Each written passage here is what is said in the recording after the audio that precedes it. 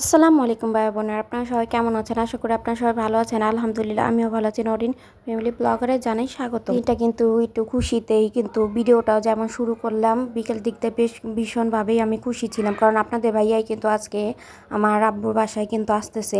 তাই একটু ছাদে চলে আসলাম। আর এখানে বিভিন্ন ধরনের ফলের দিন আসতেছে, ফল হচ্ছে ছোট ছোট, ওইগুলিও আপনাদের সাথে একটু শেয়ার করি। আর এদিকে কিন্তু সবজিও, এখানে কিন্তু কাঁচামরিচ গাছও আছে। আর এদিকে কিন্তু প্রায় সব কাঁচামরিচগুলো পেকে লাল লাল হয়ে আছে। মরিচের গাছের পাশাপাশি কিন্তু কিছু ক্যাকটাস গাছও দেখতে পেলাম। আমি কিন্তু গাছ প্রেমিক মানুষ বলতে পারেন। গাছ দেখতে আমার অনেক বেশি ভালো লাগে, আর যত্ন নিতেও ভালো লাগে।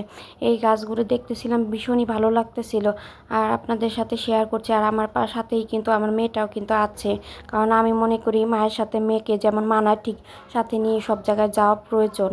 আর এদিকে কিন্তু ও আমার সাথে অনেক বেশি আনন্দ করতেছিল, কারণ নানুর বাসায় গাছের ফল ফলানি দেখে তো ওর ভীষণই ভালো লাগে। কারণ সবসময় তো ও ফ্ল্যাট বাসায় থাকে, ও তেমনভাবে হতে পারে না। আর মা হয়ে তো আমি ওকে ছাদ বাগানটা একটু ঘুরিয়ে দেখাচ্ছিলাম। ওর নানা বাসা ছাদ বাগানে বিভিন্ন ধরনের ফল ঝুলে আছে, আর তাই ওকে দেখাচ্ছিলাম। ও কিন্তু নিজে থেকে কিন্তু অনেকটা ফলও ছিঁড়তে চাইতেছে, কারণ এগুলো হলো নোনা ফল হয়ে আছে। একসময় এই ফলগুলিকে সবসময় দেখতাম চোখের সামনে, আর এই ফলগুলি এখন আমাদের স্মৃতি হয়ে আছে। আর এখন ভিডিও করছি বলেই কিন্তু দেখতে পাচ্ছি। আর এখানে দেখেন আগাছার মধ্যে কি সুন্দরভাবে ফুল হয়ে আছে। এই আগাছাটাও কিন্তু সৌন্দর্য ফুলের মাধ্যমে ছড়ায়, দেখে কেমনই কিন্তু গাছ হয়ে আছে, আর তার পাশাপাশি কিন্তু ফুলও হয়ে আছে। একটু দাঁড়িয়ে দেখতেছিলাম এগুলো কতটুকু উপকার হবে ছাদের জন্য জানি না, কিন্তু দেখতে ভালো লাগতেছিল, একটু ধরেও দেখছিলাম। আর তার পাশাপাশি দেখেন ওর নানুর হাতে লাগানো সেই পেঁপে গাছটাও মাসাল্লাহ মাসাল্লাহ এখনো কিন্তু ফল দিয়ে যাচ্ছে। আপনাদের সাথে তো ফল বাগানে ফলগুলো শেয়ার করলাম। তার পাশাপাশি দেখেন ছোট্ট একটা পাত্রে কিন্তু কাঁচামরিচের চারা লাগিয়েছে। ওই কাঁচামরিচের চারাটাও কিন্তু এখানে আসছে। গাছগুলো দেখে কিন্তু সবাই মাশাল্লাহ বলবেন। কিন্তু রোজা চলতেছে, কয়েকটা রোজাই কিন্তু আছে, কিন্তু আপনারা কিন্তু সবাই সবার জন্য বেশি বেশি করে দোয়া করবেন। কার দোয়া কাজে লাগবে বলা যায় না। আর সবাই কিন্তু সৎ পথে চলার চেষ্টা করবেন, কিন্তু মন মানসিকতা একরকম হয় না, কিন্তু সবার মনের জায়গায় রেখে কিন্তু সবাই চলাফেরা করার চেষ্টা করবেন, কারণ সৎ পথে চলাটা যে আল্লাহ বলেছে চলতে হবে, ঠিক সেটাই। দিকে আমি নোনা ফলগুলি কিন্তু ছিঁড়ে নিচ্ছে, দেখেন এগুলো কিন্তু পাকে নেয়, কিন্তু মেয়ে বলাতে কিন্তু একটা দুটা ছিঁড়ে দিচ্ছি।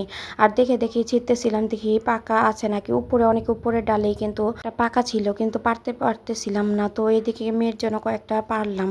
তো দেখেন এদিকে কিন্তু এক গাছেরই নোনা ফল, কিন্তু সবাই বলে আসলে বেশি বেশি করে মাশাল্লাহ বলবেন। ফল কিন্তু আল্লাহর দেওয়া একটা জিনিস, একটা গাছে কিন্তু আল্লাহ তাআলা চাইলে অনেক ফলই দিতে পারে।